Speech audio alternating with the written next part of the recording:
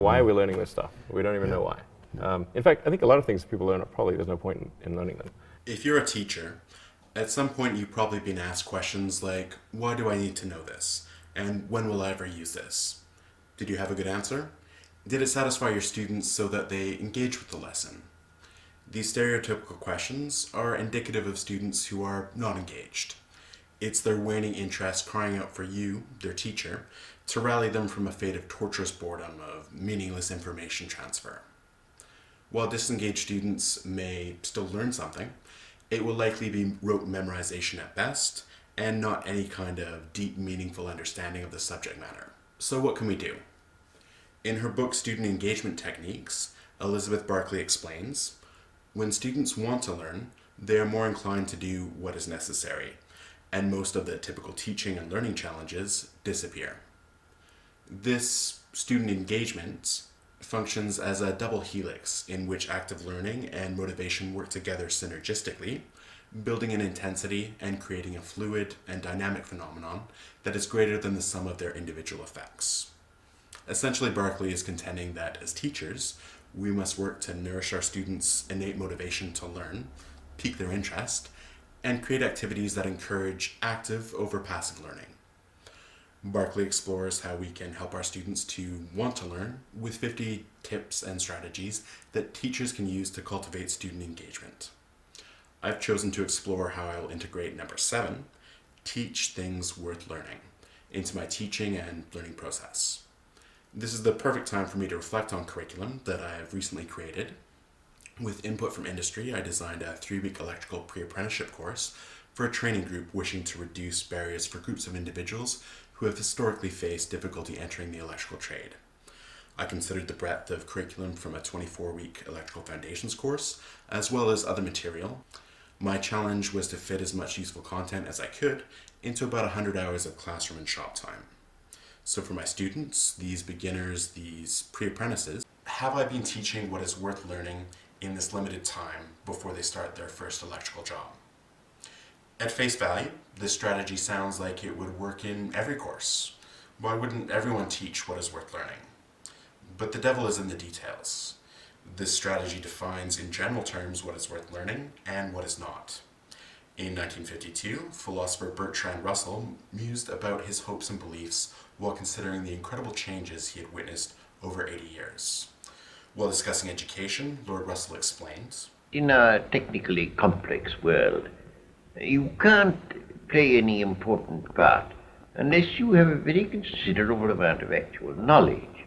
this is in keeping with those such as 1854's fictional school administrator, Thomas Gradgrind, who directs both teachers and pupils to Stick to facts, sir. That is your charge here. Is teaching our students to memorize facts still worthwhile as we approach 2020? Billionaire and educational philanthropist Jack Ma doesn't think so. If we do not change the way we teach, 30 years later we'll be trouble.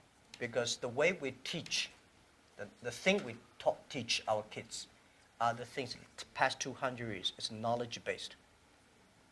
And we cannot teach our kids to compete with machine who is smarter.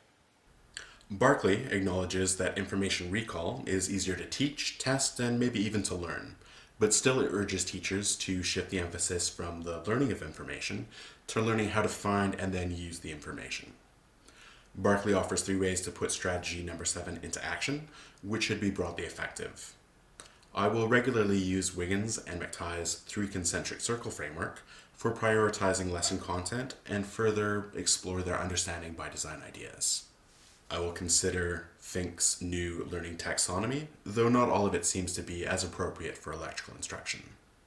Finally, I will integrate aspects of Weimer's learner-centered model into my classroom. This will likely take the form of peer instruction, perhaps using the Feynman technique. Students would improve their own understanding by first distilling complex ideas into simple explanations and then presenting these to their peers. I doubt that I will completely abandon the teacher-centered model, especially when curriculum is mandated and assessment is prescribed. In these cases, it may still be best to stick to the facts when pressed for time, even if by itself, content coverage does not develop the learning skills needed to function effectively on the job and in society. This strategy should have the greatest impact on my students' intrinsic motivation, as entrepreneur Elon Musk explains. And I think if you can explain the why of things, then that makes a huge difference to people's motivation. Yeah. Then they understand purpose. Motivation derived from behaviorist, cognitive, and goals models should be unaffected. I feel it would be prudent, however, to monitor my students' expectancy and confidence when changing from traditional teaching methods they may be used to. Intrinsically motivated students will continue learning beyond the syllabus outside of the classroom. This is ideal for everyone involved, but there will be growing pains for both students and teachers alike as education shifts away from traditional models.